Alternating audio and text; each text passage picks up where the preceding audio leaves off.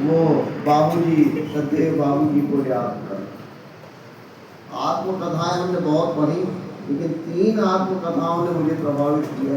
एक तो महात्मा गांधी के सत्य के प्रयोग, दूसरी हरिवंश राय बच्चन की क्या भूलो याद करो से लेके 4 खंडों में विस्तारित उनकी आत्मकथा, और तीसरी आत्मकथा मायाराम सोजन की। मायाराम सोजन की आत्मकथा की खासियत ये है कि संघर्षों से हम कैसे उबर सकते हैं, इसका जितना अच्छा बखान उन्होंने अपनी किताब में किया है, आत्मकथा में किया है, वैसा शायद हमें बहुत कम पढ़ने को मिलता है। क्योंकि बाकी अधिकांश आत्मकथाएँ तो हम बड़े बड़े लोगों की पढ़ते हैं, जवाहरलाल नेहरू की पढ़ते हैं या राजेंद्र प्रसाद की पढ़ते हैं या कुछ साहित्यकारों की पढ़ते हैं, लेकिन सुरजन जी ने जिस पौधे को रोका, मध्य प्रदेश हिंदी साहित्य सम्मेलन को आगे बढ़ाया, मुझे खुशी है। मैं तो कटारी जी की तुलना में सम्मेलन का केजी का विद्यार्थी हूँ, लेकिन पिछले 3-4 सालों में जो पलाश जी के काम मैंने देखे, तो ये महसूस होता है कि हाँ, इस सम्मेलन के साथ जुड़ करके हम लोगों ने कोई पुराने पुण्यों का लाभ उठा रहे हैं। धन्यवाद कटारी जी। अब कार्यक्रम को आगे बढ़ाते हुए मुंशी प्रेमचंद जी, जिनकी कल जन्म जयंती थी, उन पर वक्तव्य देने के लिए मैं प्रोफेसर लक्ष्मी पांडे को सादर आमंत्रित करता हूँ। वे हमें बताएंगी प्रेमचंद की कहानी की परंपरा और हमारा समय।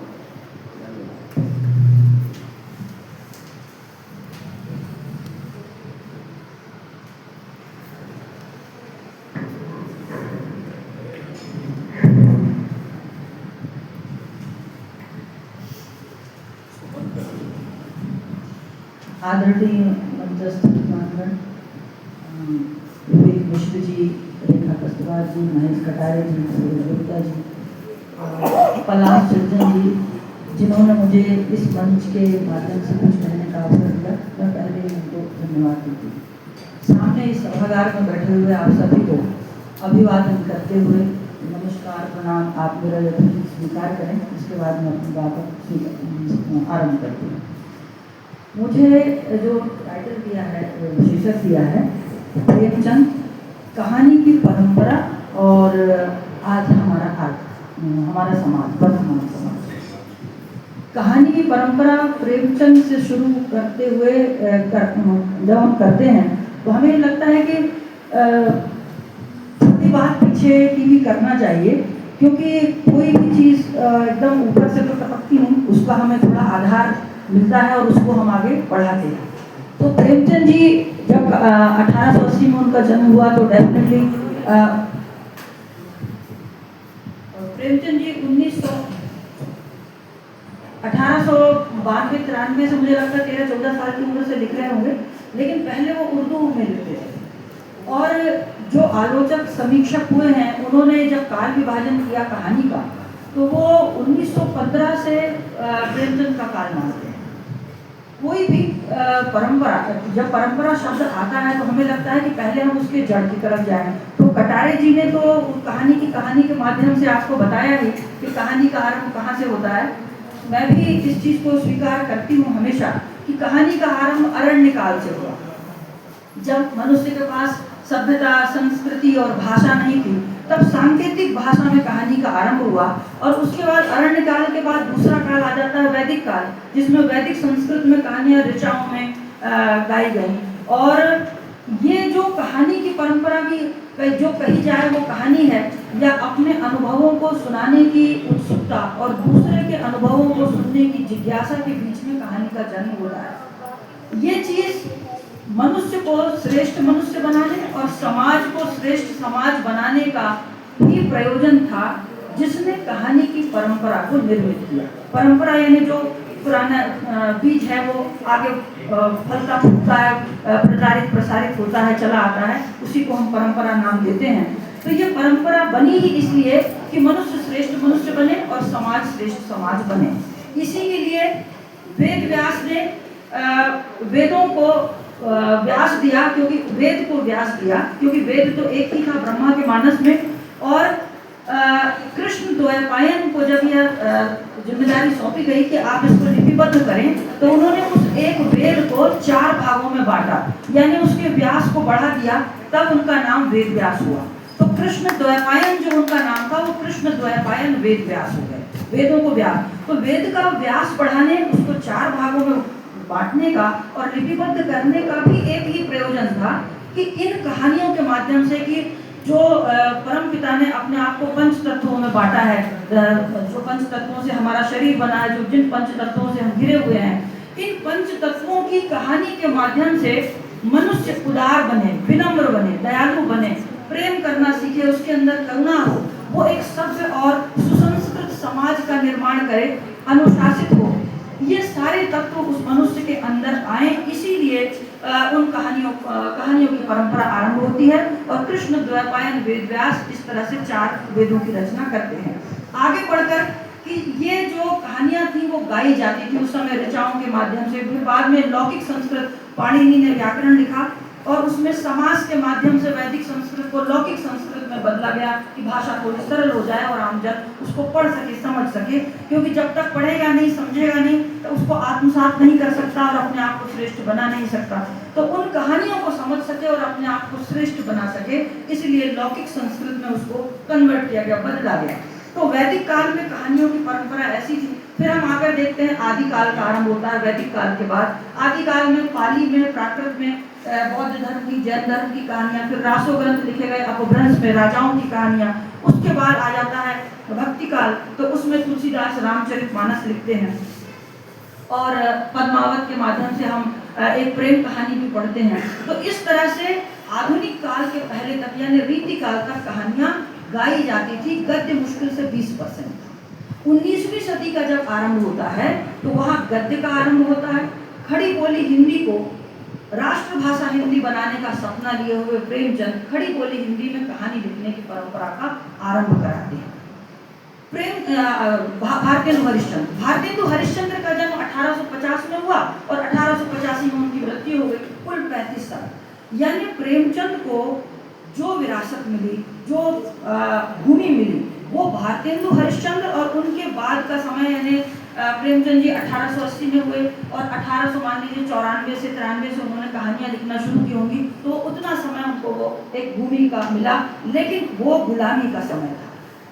हर रचना अपने समय और अपने समाज से प्रेरित होती है और साहित्य की परिभाषा जैसा कि हम जानते हैं कि स वही होता है, जो हित के साथ है वही साहित्य है।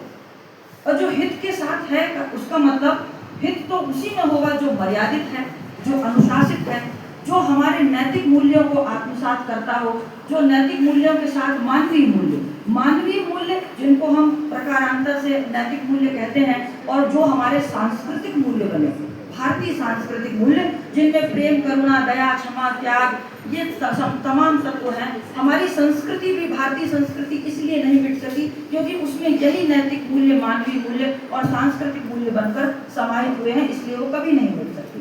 इन मूल्यों को प्रेमचंद ने कूट कर अपनी कहानियों में भरने की, और वैसे मैंने भरा शब्द कह दिया, लेकिन मैं ये समझती हूँ कि जिस व्यक्ति का, जिस रचनाकार का चरित्र इन तत्वों से भरा हुआ हो, ओतप्रोत हो, जो मूल्य वह धारण करता है वही वो अपनी रचना में देता है।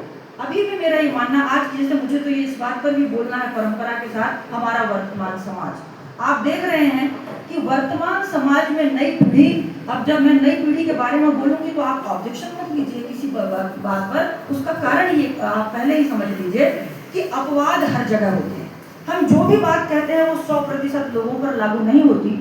हर समय के समाज में अच्छे लोग भी होते हैं, बुरे भी होते हैं। नई पीढ़ी में भी अच्छे लोग भी हैं, बुरे भी हैं, उसमें नैतिक मूल्यों को धारण करने वाले लोग भी हैं, लेकिन जो नैतिक मूल्यों को रोज कपड़ों की तरह उतार कर फेंक देते हैं या फेंक चुके हैं, गंदे कपड़ों की तरह या फटे कपड़ों की तरह, और अनैतिकता को वो नैतिकता की तरह बरतते हैं, वो पीढ़ी आज 80% है। 75% तो डेफिनेटली आप समझ लीजिए, क्योंकि जंतर मंतर में जो हुआ और जो वर्तमान में पीढ़ी जिस तरह की भाषा का इस्तेमाल करती है, जिस तरह का उसका आचरण है, जिस प्रकार की वो रील बनाती है, जिस प्रकार की चीजों से वो आकर्षित होती है, उस चीज को अगर आज प्रेमचंद देखते तो अपना सिर टूट लेते, क्योंकि उनकी भाषा उनके कहानियों में जो मर्यादा है, जो अनुशासन है, जो अपनी बात को अभिव्यक्त करने का उनका तरीका है, कि मर्यादित भाषा में ही वो सारी गूढ़ बातें कह जाते थे जिसको आजकल बेचने के लिए, बिकाऊ साहित्य बनाने के लिए लोग खुलेआम गंदी भाषा में साहित्य में लिखते हैं कि हमारा ये उपन्यास बिकेगा,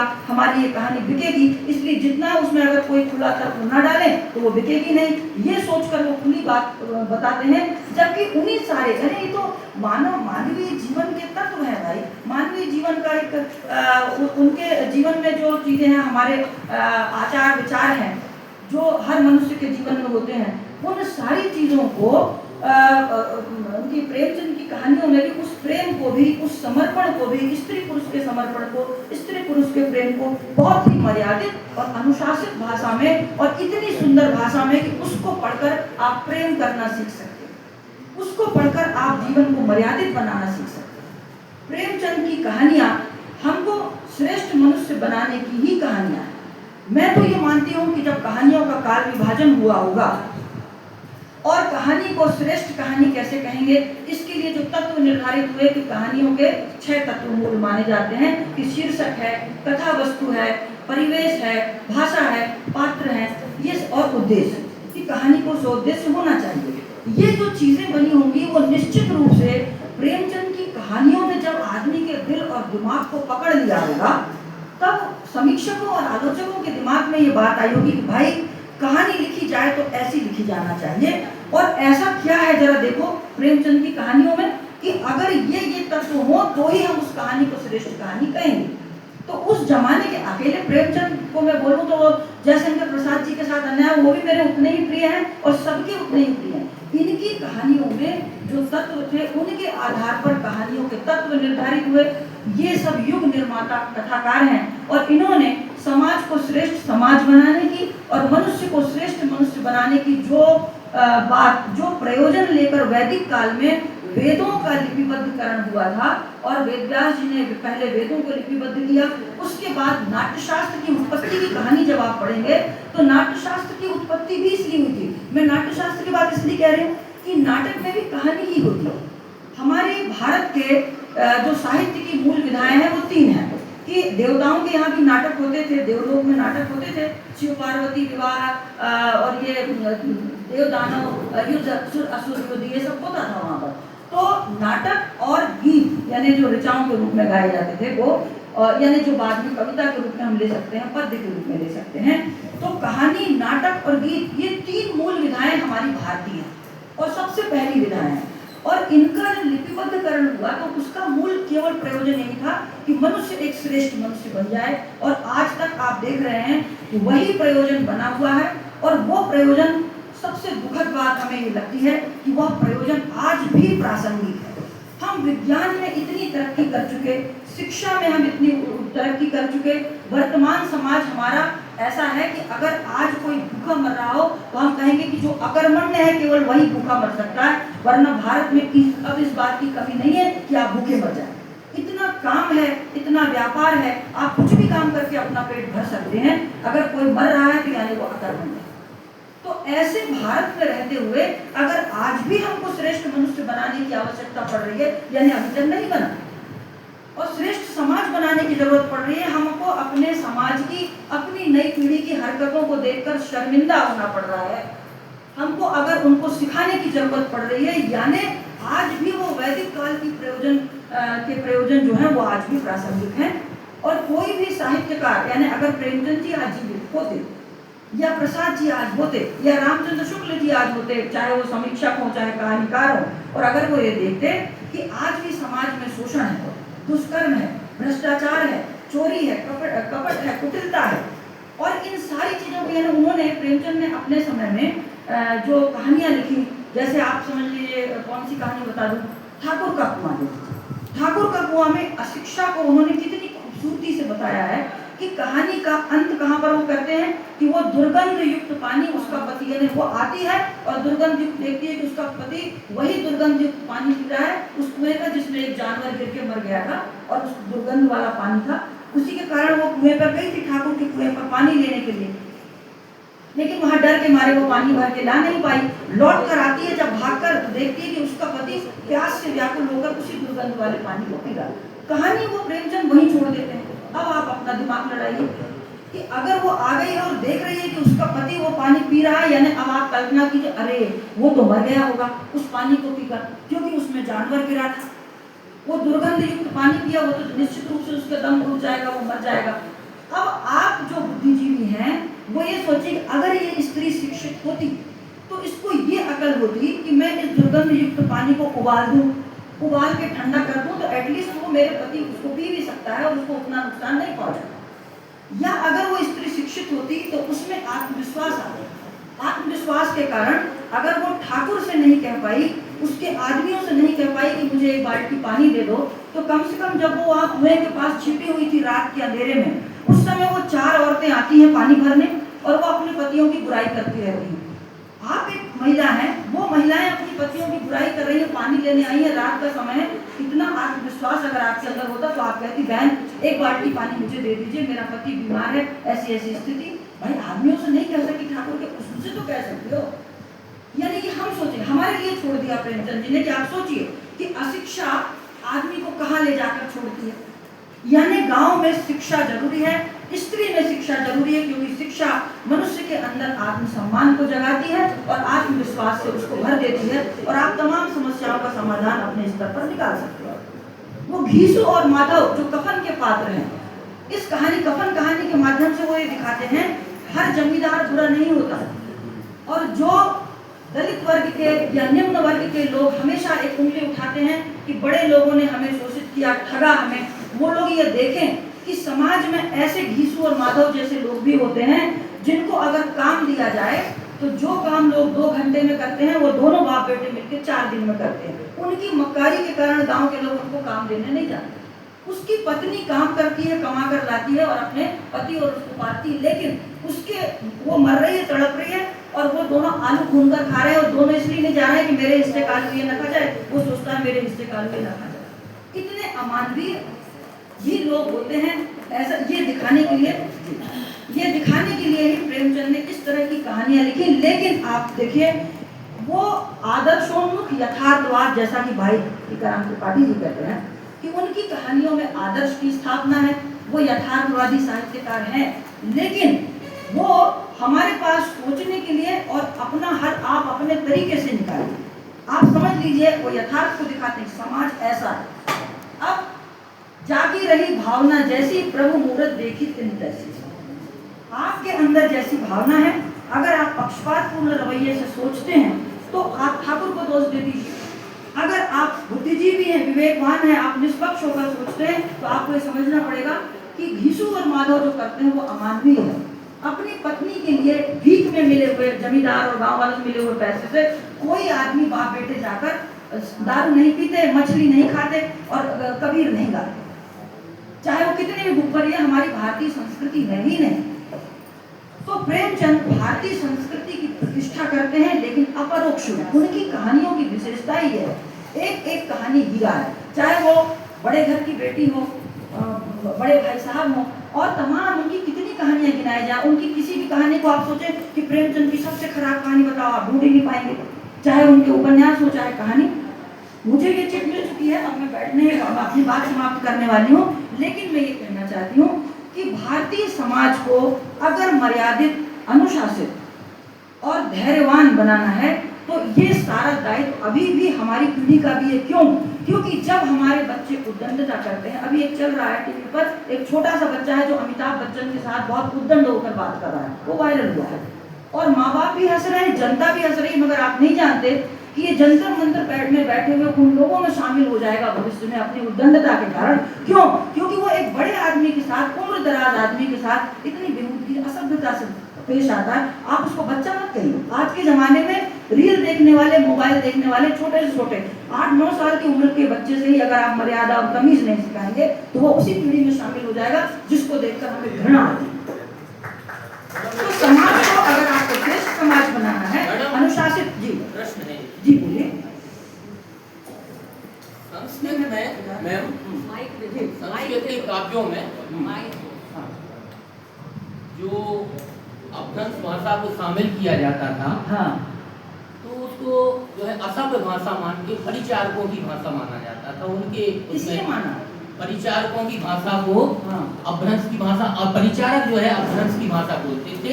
बाकी जो ऊंचे चरित्र होते थे वो संस्कृत बोलते थे, संस्कृत निष्ठ होते थे। हाँ और संस्कृत मानी जाती थी सभ्य भाषा और अपभ्रंश मानी जाती थी असभ्य भाषा।